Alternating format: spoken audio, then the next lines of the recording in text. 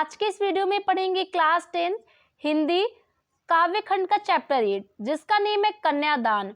तो कन्यादान का मतलब ये है कि जब लड़कियों की शादी की जाती है, लड़कियां दूसरों के घर जाती हैं, इसका मतलब कन्यादान हो रहा है। लड़की के माँ बाप अपने कन्या को दान कर रहे हैं, तो उसी वक्त को कन्यादान कहते हैं। स्टार्ट करते हैं। इसको ऋतु राज ने लिखा था, तो उनके बारे में भी उनकी जन्म और मृत्यु देख लीजिएगा। फिर है कि कितना प्रामाणिक था उसका दुख लड़की को दान में देते वक्त, जैसे वही उसकी अंतिम पूंजी हो। तो यहाँ पे माँ और बेटी का रिलेशन दिखाया जा रहा है कि एक माँ होती है जो बच्चे को जन्म देती है और पालती पोसती है, बड़ा करती है।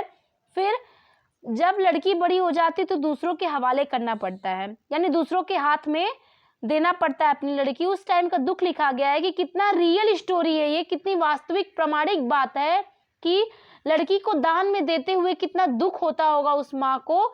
ऐसा लगता होगा कि वो अपनी अंतिम पूंजी दान कर रही हो, यानी कि बेटियां धन होती है माँ बाप की, तो वही यहाँ पे लिखा है कि अंतिम पूंजी दान करते वक्त माँ को कितना दुख होता होगा। फिर यहाँ पे माँ अपनी बेटी के बारे में बता रही है कि लड़की अभी सयानी नहीं थी, अभी इतनी भोली सरल थी कि उसे सुख का आभास तो होता था, लेकिन दुख बाँचना नहीं आता था। यानी यहाँ पे माँ बता रही है कि मेरी लड़की बड़ी हो गई थी, उम्र में बड़ी हो गई थी, देखने में बड़ी हो गई थी, शादी के लायक हो गई थी।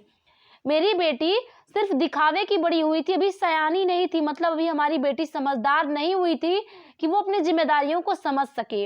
लेकिन दुनिया के रीति रिवाजों को देखते हुए कन्यादान करना पड़ रहा है उस माँ को। तो वही कह रही है कि मेरी लड़की अभी सयानी नहीं थी, यानी कि समझदार नहीं थी, वो तो भोली और सरल दिल की थी जो बातों को समझ नहीं पाती थी।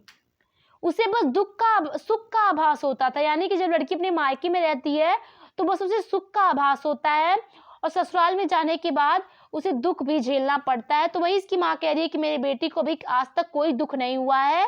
चोट लगता था तो माँ मलहम लगा देती थी और भूख लगती थी तो माँ खाना दे देती है, यानी कि लड़कियों को मायके में कोई दुख नहीं होता है और सुख जब ससुराल में जाती तो उन्हें दुख भी झेलना पड़ता है। वही यहाँ पे लिखा गया है कि मेरी बेटी अभी एक ही पहलू के बारे में जानी है। पाठिका थी वह धुंधले प्रकाश की, कुछ तूकों और कुछ लयबद्ध पंक्तियों की। तो यहाँ पे तूक और लयबद्ध पंक्तियों का मतलब ये है कि राइमिंग स्कीम, जैसे खाना पीना आना जाना, ये सब राइमिंग स्कीम है ना। तो ये बताया जा रहा है कि मेरी बेटी जो है वो जिंदगी के एक ही पहलू को जानी है, यानी धुंधले प्रकाश में ही अभी मेरी लड़की रही है। इसका मतलब कि अभी वो दुख नहीं जानी, अभी बस सुख के बारे में जान रही है, अभी दुख के बारे में नहीं जान रही। यानी पूरी जिंदगी में अभी उसे धुंधला प्रकाश दिखा, यानी आधा ही ज्ञान हुआ है, अभी सुख का ज्ञान हुआ है, अभी उसे दुखों का ज्ञान नहीं है मेरी बेटी को। अब माँ अपना दुख तो बता दी और अपनी लड़की के बारे में बता दी कि मेरी लड़की समझदार नहीं है और उसको अभी बस सुखों का ज्ञान है, दुखों का ज्ञान नहीं है। अब दुनिया के रीति रिवाज के चलते माँ को तो शादी करनी ही पड़ेगी, लड़की घर अपने जाएगी ही, तो माँ कुछ उसे जिम्मेदारियों का एहसास दिला रही है कि बेटा तुम अपने घर पे जाना तो कैसे रहना। अब माँ यहाँ पे समझा रही है बेटी को कि माँ ने कहा पानी में झांक कर अपने चेहरे पर मत रीझना। इसका मतलब कि माँ कह रही है कि जब तुम यहाँ रहती थी, अपने मायके में रहती थी, तो अपनी सुंदरता पे घमंड करती थी तो चल जाता था, लेकिन ससुराल जाके अपनी सुंदरता पे कभी भी घमंड मत करना या फिर खुद पे घमंड मत करना, अपनी जिम्मेदारियों को निभाना। आगे आग रोटियां सेकने के लिए है, जलने के लिए नहीं। इन दोनों लाइन का काफी बड़ा मतलब है। यहाँ पे लिखा जा रहा है कि आग रोटियां सेकने के लिए होती है, जलने के लिए नहीं। इसका मतलब माँ कह रही है कि बेटा अपनी जिम्मेदारी निभाना, यानी कि जो रोटियां बनाने वाला काम होता है उस जिम्मेदारी को निभाना और सबकी सेवा करना, और ये भी नहीं जलने के लिए नहीं। इसका मतलब कि जो आग होती है वो रोटी सेकने के लिए होती है, जिम्मेदारी निभाने के लिए होती है। इसका मतलब ये नहीं कि तुम अपने शरीर का ध्यान मत देना, खुद मत जलना जिम्मेदारियों में, जिम्मेदारियों को भी निभाना और खुद की भी देखभाल करना। वहां तुम्हें अपनी देखभाल भी खुद ही करनी पड़ेगी। इन दोनों का लाइन का मतलब यही है कि बेटा अपने जिम्मेदारियों को निभाते निभाते अपना भी ध्यान रखना, खुद मत जल जाना जिम्मेदारियों के पीछे पीछे। वस्त्र और आभूषण शाब्दिक भ्रमों की तरह बंधन है स्त्री जीवन के। माँ कह रही है बेटा अगर आभूषण और वस्त्र पाके भ्रम में मत पड़ना, ये सब सिर्फ एक दिखावा है, भ्रम है।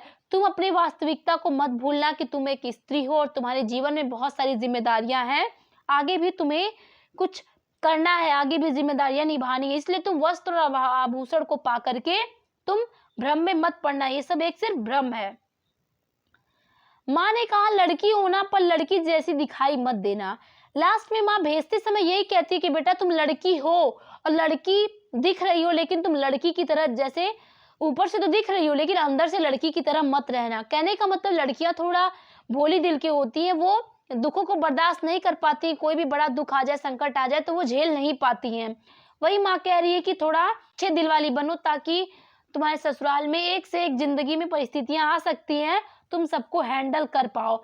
किसी भी छोटी सी परिस्थितियों को लेकर घबराना मत, बस तुम लड़की हो और लड़की जैसे दिखाई मत देना, यानी कि लड़कियों जैसे भोलापन मत वहां पे शो करना, क्योंकि तुम्हारे ऊपर वहां पे बहुत सारी जिम्मेदारियां होंगी।